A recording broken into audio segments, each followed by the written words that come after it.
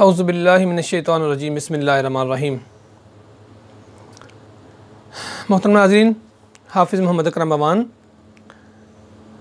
एक मुनफरिद टॉपिक के साथ आपकी खिदमत में हाज़िर है।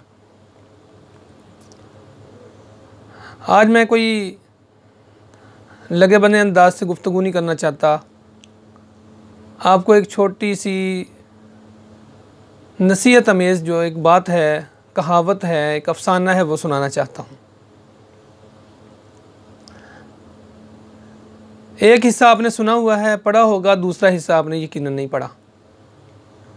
पहला उसका हिस्सा ये है कि एक ख़ातून और वो जज के पास खड़ी थी, उसका केस जो है वह चल रहा था और वो अदालत के अंदर कह रही थी कि मुझे मेरे मियाँ से खुला चाहिए।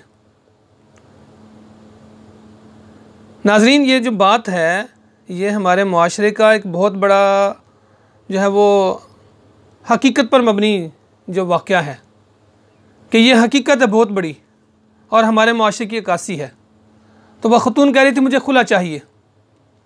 जज साहब ने कहा क्यों चाहिए? वो कहने लगी मेरा मर्द जो मेरा खामद है वह नमर्द है। बहरहाल जज साहब ने वकील साहब से कहा कि आप ऐसा करें, ज़रा इनसे बात कर लें, हो सकता है कोई तस्फ़िया हो जाए।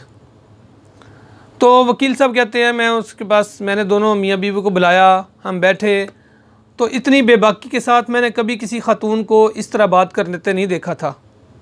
तो कहने लगे क्या मसला है? कहती है मेरा मियाँ नामर्द है। कहने लगे मुझे गुस्सा बड़ा आया, लेकिन फिर मैंने गुस्से पर काबू पाते हुए उसे कहा ये बच्चे, कहने लगे अल्हम्दुलिल्लाह ये मेरे बच्चे हैं और इसी से हैं, लेकिन ये मेरा मियाँ नामर्द है। तो कहने लगे मुझे बड़ा गुस्सा आया कि तुम ये क्या है, और मैंने उसको गाली भी दे दी, लेकिन ऊंची आवाज़ से नहीं, दिल में दी। वो कहने लगे भाई कैसे कह रही हो? उसने कहा देखिए मेरे वालिद मुझे शहज़ादी कह के पुकारते थे, ये हमेशा मुझे कंजरी कह के पुकारता है। तो ये मर्दों वाली खूबी तो ना हुई। उन्होंने कहा छोटी सी बात होती है तो ये मुझे मारने लग पड़ता है, तो ये मर्दों वाली बात तो नहीं है।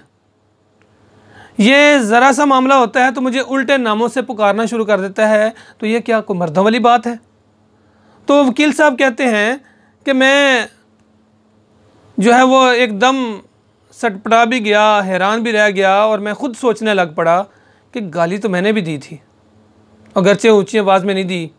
तो नाज़रीन ये हमारे मुआशरे का कलमिया है कि नहीं बताएं?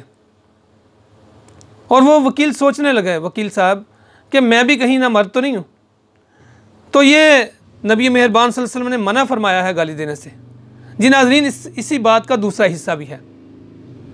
तो वहाँ पे एक आदमी जो है वो चला गया, वो अदालत में झगड़ रहा था कि जज साहब मुझे मेरी बीवी से अलादगी चाहिए, मुझे तलाक चाहिए।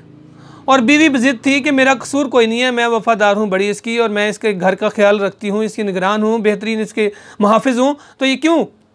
तो जज साहब ने फिर वकील साहब से कहा कि आप ऐसा करें, ज़रा इनकी बात सुन लें, हो सकता है तस्फ़िया हो जाए।